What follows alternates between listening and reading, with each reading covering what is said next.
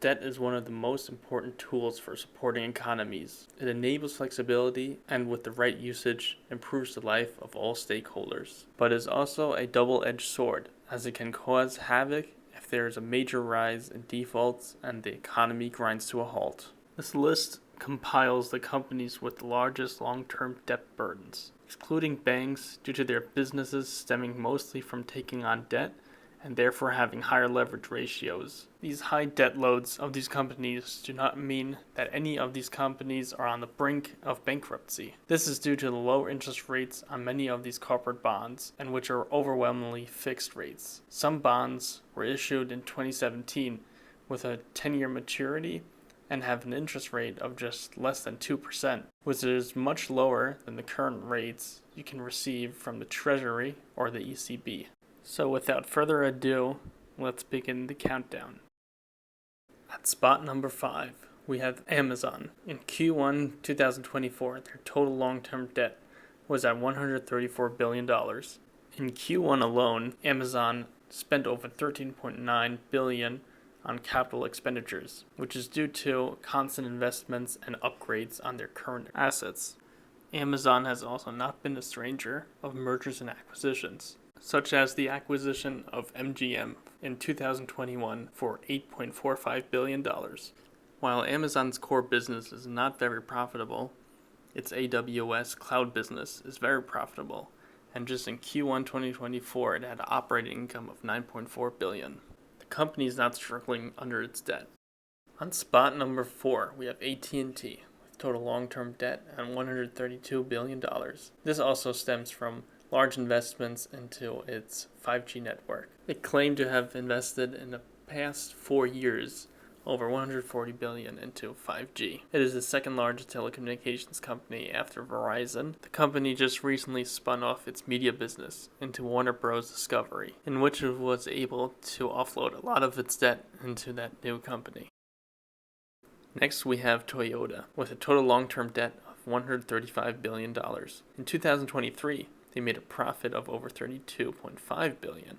The company has been very innovative when it comes to new technologies and does not hold back in spending large amounts of money into research and development. One might wonder, why does Toyota have so much debt? It's due to its finance division. Toyota helps finance its vehicles through its financial services arm.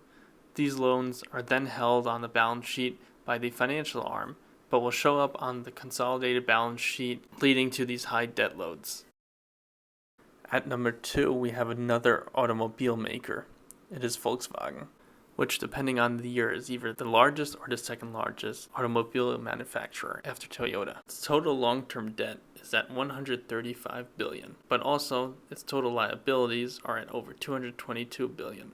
The long-term liabilities are divided into over $31 billion of pension liabilities and $55 billion of other liabilities. In the other liabilities, there are also all the provisions made for the diesel scandal, which to this day are still decided on in court. At the number 1 spot, we have Verizon, with over $136 billion in long-term debt and over $230 billion in long-term liabilities. Their Q1 profit in 2024 has been $4.7 billion, and they've racked up all this debt through 5G network investments and have invested by 2023 already $78 billion. The reason why telecommunication companies have such high debt loads comes from the industry as a whole. The market is a natural monopoly due to the high cost of building out the infrastructure and also all the costs for bidding on frequency lines. There are high barriers to entry due to the high cost. Now we're already at the end of the countdown. Well, there are 2 more companies that have even higher debt loads, and these are Fannie Mae and Freddie Mac, with total debt of $4.2 trillion for Fannie Mae and $3.2 trillion for Freddie Mac.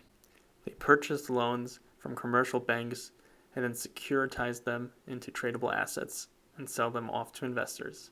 And this is where we come to the end. As always, please like and subscribe. We will also be doing a small giveaway on Cash App and Venmo. All you have to do to enter is write a comment, no more than 2, and the winner will be announced in the comments. You have 1 week to enter after the release of this video.